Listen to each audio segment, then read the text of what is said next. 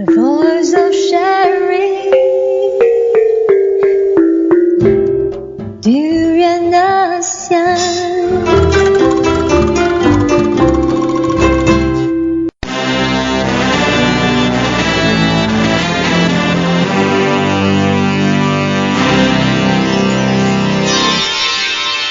ASEAN Dailies. First and the foremost news from Southeast Asia.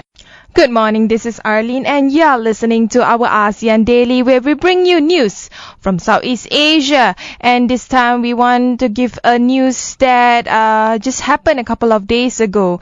Influential Southeast Asian scholar Benedict Anderson died. Benedict Anderson, a Cornell University scholar who became one of the most influential voices in the fields of nationalism and Southeast Asian studies, unfortunately died on Sunday in Indonesia. He died in his sleep during a visit to the city of Malang, Indonesia media reported. The cause of death was not immediately known. This is to inform that Ben Anderson has passed away in Java, the land and its people he loved most. Thai historian Chanvit Kasentrisiri, Anderson's close friend and colleague, said in an email to fellow scholars. Indonesians reacted with an outpouring of tributes on Twitter and Facebook. Anderson is best known for his 1983 book, Imagine Communities, Reflections on the Origin and Spread of Nationalism, whose admired but debated thesis is that nationalism is largely a modern concept rooted in language and literacy. Its publisher, Verso Books, said that it has been translated into more than 24 languages. Another news. Thai junta detains a second man over Facebook infographic. A second man has been arrested for sharing an infographic on Facebook about a growing corruption scandal over a public park that has shaken Thai's military rule. The 25-year-old, identified by Thai media as Thanet Anantawong, shared the infographic about Raja Bhakti Park, a multi-million-dollar park built by the military under construction contracts, allegedly riddled with kickbacks. The generals partially justified their coup last year as necessary to curb endemic corruption among civilian politicians and protect the royal family. The park in the seaside resort town of Hua Hin was intended as a tribute to the monarchy, but has become engulfed in a grave scandal that has undermined the junta's anti-corruption pledges. According to Win Thai, he was charged by police for violating Computer Crime Act, defamation and sedition, and declined to specify where the man was being held, except that he was in quote-unquote in the control of authorities. News in Thailand, another one is about the Thai King. Thousands of cyclists honor Thai King amid crackdown on royal critics. Thousands of cyclists streamed through Bangkok on Friday to honor Thai's revered but ailing king in an outpouring of loyalty that comes against a backdrop of an unprecedented crackdown on those perceived as critical of the monarchy. Quote-unquote bike for that. The event is part of weeks of celebration marking the birthday of King Bhumibol Adulyadej, the world's longest reigning monarch, who turned 88 on December 5. Crown Prince Maha Vajiralongkorn, the king's only son and heir, led a throng of cyclists on a 29-kilometer route starting in Bangkok's Old Quarter. This is to send a sign to the King of Thailand that the Thai people love him very much. Many Thais see the king as a unifying figure in the country that has suffered bouts of violent upheaval over the past decade as rival power networks, one closely associated with the royalist military, vie to run the country. The king is in frail health and has not been seen in public since September 1st. He is in Bangkok hospital, where he has spent much of the past 6 years, and where doctors in August treated him for what the Royal Household Bureau called water on the brain, or hydrocephalus. We'll take a short break. When we return, we'll discuss further on the political side of Southeast Asia.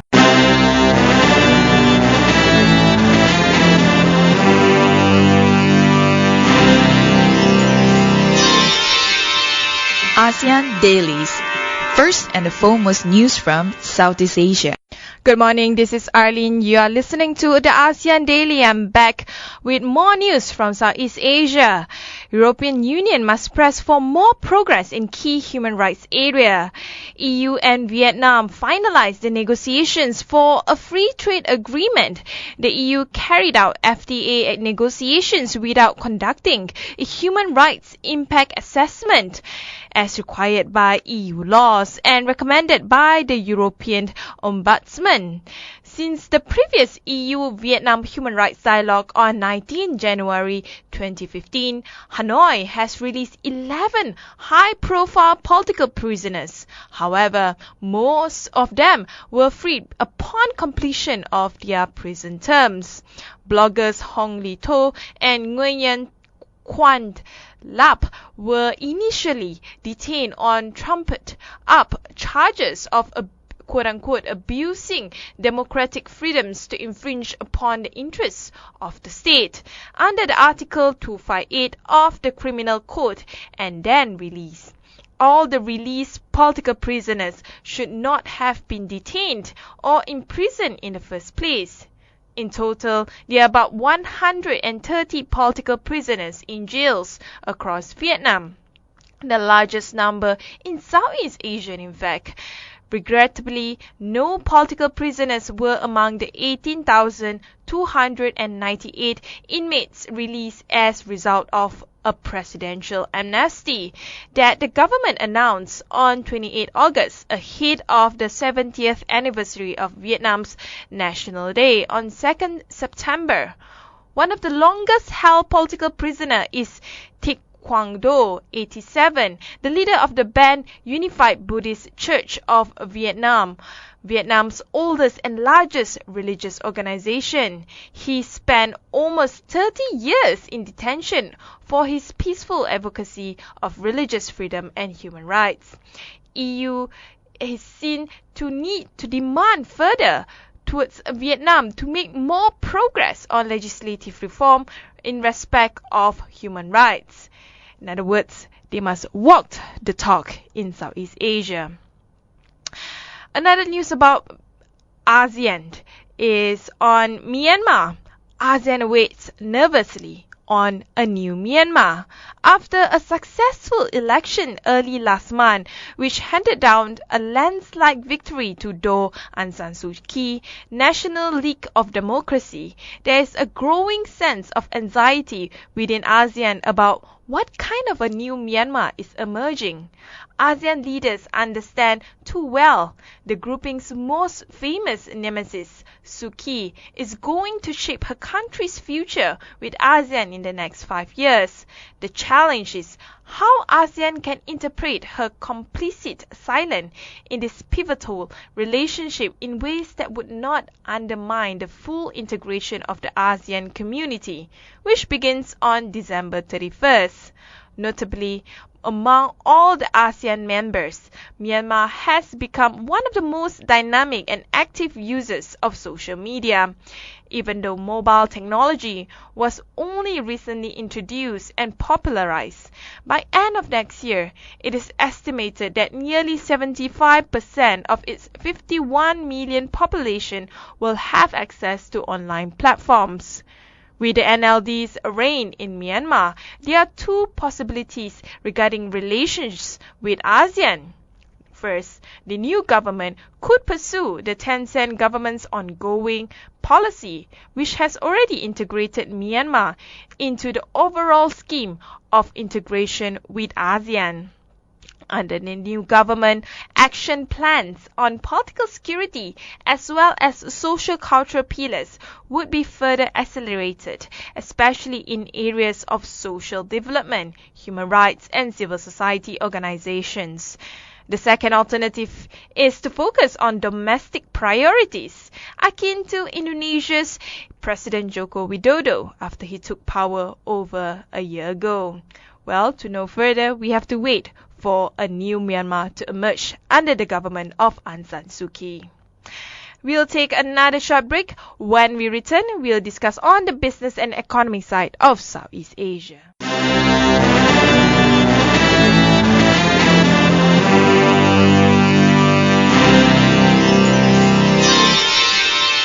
ASEAN Dailies. First and the foremost news from Southeast Asia. Good morning, welcome back. This is Arlene and you're listening to our ASEAN Daily. On the business and economy side, Prime Minister of Vietnam urges businesses to sharpen competitive edge. The government and business community must work together to promote strength in order to enhance competitiveness to successful regional integration, Prime Minister Nguyen Thanh Dong said. In integration, the business community must be a pioneer through the enhancement of effective management and technological innovation to reduce costs. The government, meanwhile, can help only through opening more markets as well as improving institutional and administrative reforms to facilitate business. Dang affirmed that the party, state and government always created favorable conditions for local people to do business, as well as helping local enterprises to globally integrate successfully. Through integration, enterprises have become mature, and the state has also streamlined institutions and laws consistent with international practices. However, the biggest challenge facing the nation and its businesses is weak competitiveness, while the target of the country in the next 5 years is to grow faster and more sustainably. With the international status as the Nobel Peace Laureate and democratic icon, ASEAN needs more ASEAN needs government involvement in rejuvenating the business community in all over the Southeast Asian region, not just in Vietnam, even in countries like Myanmar and so on and so forth. It is important that ASEAN see the importance of business community in rejuvenating ASEAN integration. Another news about ASEAN is the ASEAN Plus 3 Forum in Vietnam created learning opportunities for young entrepreneurs. The ASEAN Plus 3 Young Entrepreneurs Forum, currently running in Ho Chi Minh City, is believed to offer chances for young entrepreneurs to gain new knowledge and experience from successful business leaders. Penny Low, former member of Singaporean Parliament and co-founder of the Forum of Young Global Leaders, which is part of the World Economic Forum, warmed up to the conference hall on Saturday with her speech on the role of young people in economic development. It is necessary for young entrepreneurs to be hardworking, creative, and responsible in order to create sustainable value for the entire society, she said in her speech, citing stories about successful businessmen Mark Zuckerberg, Bill Gates, and others as example. First, acknowledge the strength and focus on refining it. And next, also follow your passion. Finally, never stop dedicating yourself to your work and society, as true happiness only comes from the devotion to helping others. And the establishment of the ASEAN Economic Community is a major milestone for Southeast Asian economy, offering multiple opportunities to ASEAN member states, including tax reduction, favorable trade conditions, and others, which all help create a fairer and more transparent business environment. We'll take a short break. When we return, we'll discuss further on the arts and culture side of Southeast Asia.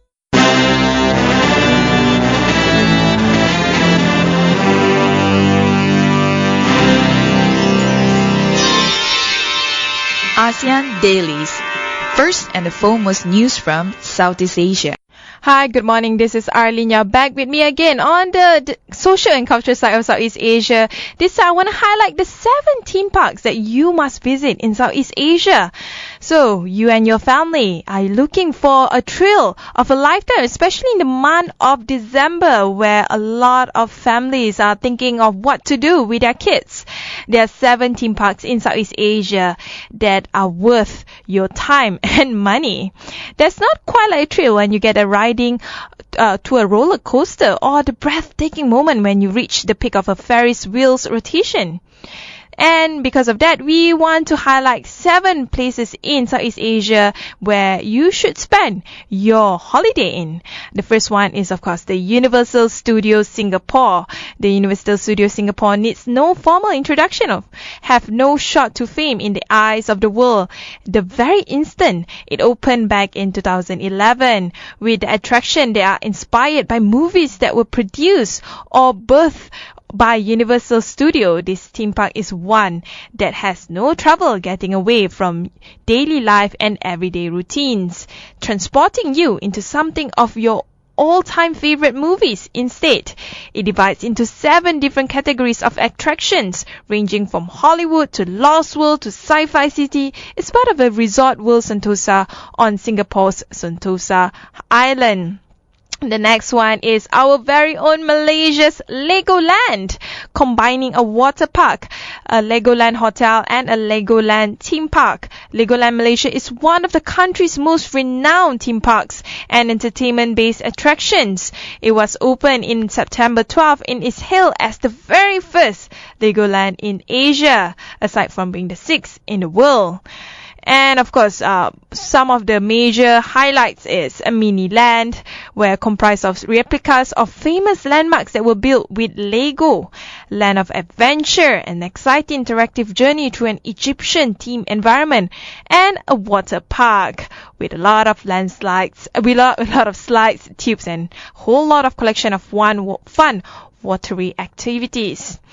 And we move on to the Philippines, Enchanted Kingdom. Having opened its door in 1995, Enchanted Kingdom has been entertaining hearts for a long time, has grown to become a feature of the Philippines that the locals are extremely proud of. And it reflected in the park's main mascot, Elder of Wizards. So if you're interested in Space Shuttle, Flying Fiesta, and the Extreme Tower, the Philippines Enchanted Kingdom is where to go. And number 4 is Sunway Lagoon. Need no introduction. It has a lot of really exciting water parks and theme parks. And you can go from amusement park, extreme park, scream park, wildlife park, and many more.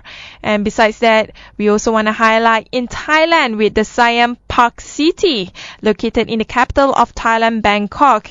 It unites an amusement park and water park under one roof to give visitors the best of both worlds. And you can do Vortex, Super Spiral, and Aladdin if you are ready for your magic carpet ride, of course. And in Indonesia, they are also competing very well with Angkor Dreamland, waiting for Jakarta's waterfront region. Angkor Dreamland, Indonesia's version of a destination that presents entertainment and recreation at its finest. It includes Dunia Fantasi or Fantasy World, Atlantis Water Adventure, and the former is Angkor's Dreamland Amusement Park, which later is a water theme park. And lastly is Berjaya Times Square Indoor Theme Park, known for being Malaysia's first and largest indoor theme park. The Berjaya Times Square Indoor Theme Park is hard to miss with its colors and sounds of people screaming in excitement inside the shopping mall. You'll be amazed, and it's actually in the middle of the city. You probably won't miss it whenever you are in Kuala Lumpur. Before we end the show, I want to highlight, of course, issues related to environment and sustainability is the major focus this year. Companies and their partners are facing pressure to adopt sustainable practices or risk losing out in the eyes of consumers, especially after unprecedented levels of heat from forest fires in Indonesia. tissue papers and other similar paper products are an integral part of our daily lives, but many people give no thought about how they are produced. However, this changed earlier this year when unprecedented level of haze coming from the forest fire of Indonesia changed the way consumer conduct its daily activities and think about the environment. Sustainability has taken a huge focus this year. Some experts describing 2015 as the watershed year when it comes to environment and sustainability. If you go down south to Singapore, Singaporeans are becoming more aware of where the products they buy come from, especially forest products related to the haze causing forest fire. As a result, companies and their partners are facing pressure to adopt sustainable practices or risk losing out their consumers. And with that, we hope that consumers in Malaysia and all over Southeast Asia can follow suit with consumers from Singapore to be more aware and more sensitive of where our products come from.